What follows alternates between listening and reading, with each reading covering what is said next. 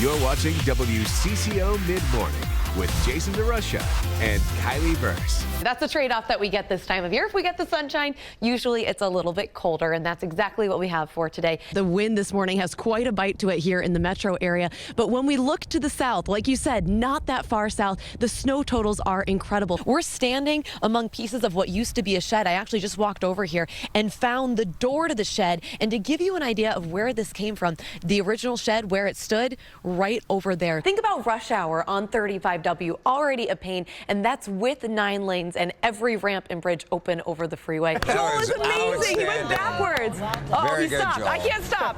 He stopped and I can't stop. First, we're talking about ice. Then that will transition to snow, which we know is very dangerous on the roads. The holiday weekend turned tragic when a young boy died in an apparent drowning in Maple Grove. The National Weather Service, some of the people there described it as going from black and white TV to high definition. We do have one crash to let you know about. This is right along 35E Pennsylvania Avenue. You can see that right shoulder is blocked right now. Let's see here.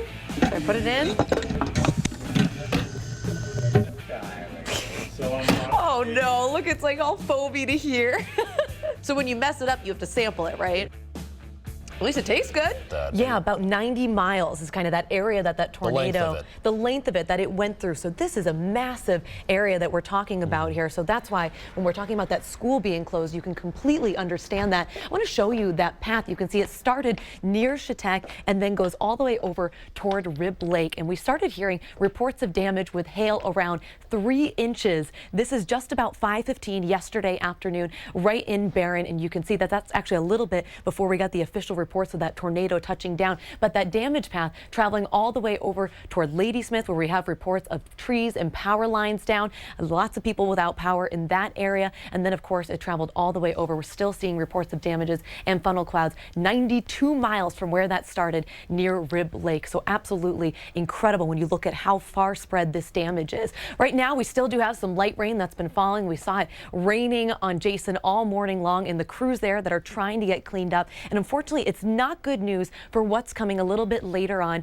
this morning and then even into this afternoon and this evening as well. So we've been watching this rain, some of these heavier showers travel up through Rochester, and you can see they are on their way to that area where they have all of that destruction. So heavier rain, unfortunately, on the way. And then we do have the chance for thunderstorms a little later on as well. But right now, that heavier pocket is right near Waterville. River Falls dealing with some of that lighter rainfall. Here in the metro area, we've seen a few sprinkles. You can see a couple of spots with light rain near Bloomington, up towards St. Paul as well. And we have more of that on the way for a little bit later on. We'll kind of move into this midday lull, but then it's this afternoon where we'll start to see things fire up once again. So maybe a few sprinkles throughout the rest of this morning and then into the lunch hour. But once we get into that 2-3 o'clock hour, starting to see some of those storms fire up again, including here in the metro area, looking into parts of western Wisconsin as well. And then this continues. Here's a look at 6 o'clock. Look how that intensifies as it moves up toward Rice Lake, right where we have that area that's filled with damage. And then we do have more of that over the northern parts of the Twin Cities.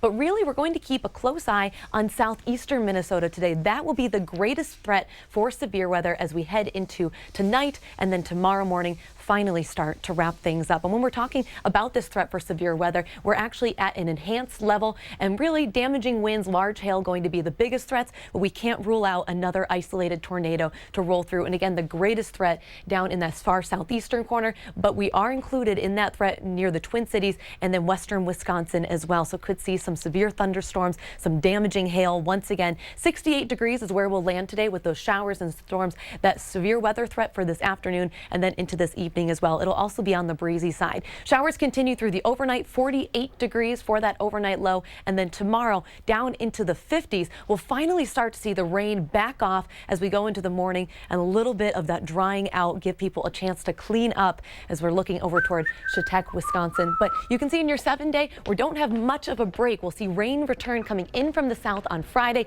Saturday looks to be a pretty good soaker, mostly dry on Sunday and Monday, but just about every day does have at least a chance for seeing some either rain or even severe weather as we go throughout the rest of today. And so often. This week's Kylie's kid travels an hour 3 times a week for therapy at their favorite hospital, Gillette Children's. But her family says it's worth it for the care that the 5-year-old receives. Kaden has cerebral palsy, but is already surprising doctors thanks to her determination and a little help from her siblings. Bye-bye.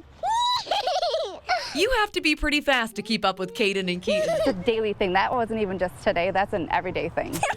These 5-year-old twins are always on the move. Identical twins. And the fact that both are here today is remarkable. When Heather went in for her 27-week ultrasound, she was on the delivery table within 2 hours. Trying to save one baby, much less both.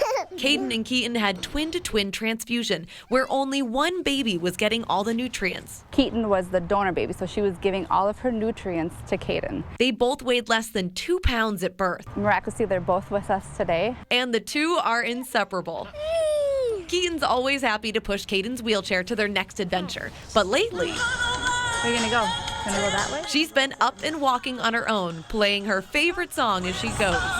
Keep going, Caden. Before, she never liked to utilize her walker. Last year, she had a special surgery for her cerebral palsy at Gillette Children's Hospital. She's not walking fully. This surgery, it takes at least a year to see the full effects of the surgery. But you can already see a difference. Here's Caden walking before and after the surgery. The fact that she can pedal a bike by herself, huge. But her biggest motivation for walking, to be a role model for her new baby brother. And of course, to keep up with Keaton. It's always a fear of mom, like I want to be there every time with her, could make sure she's okay. I don't need to do that because I've got Keaton. So it's like they're always going to have each other's backs.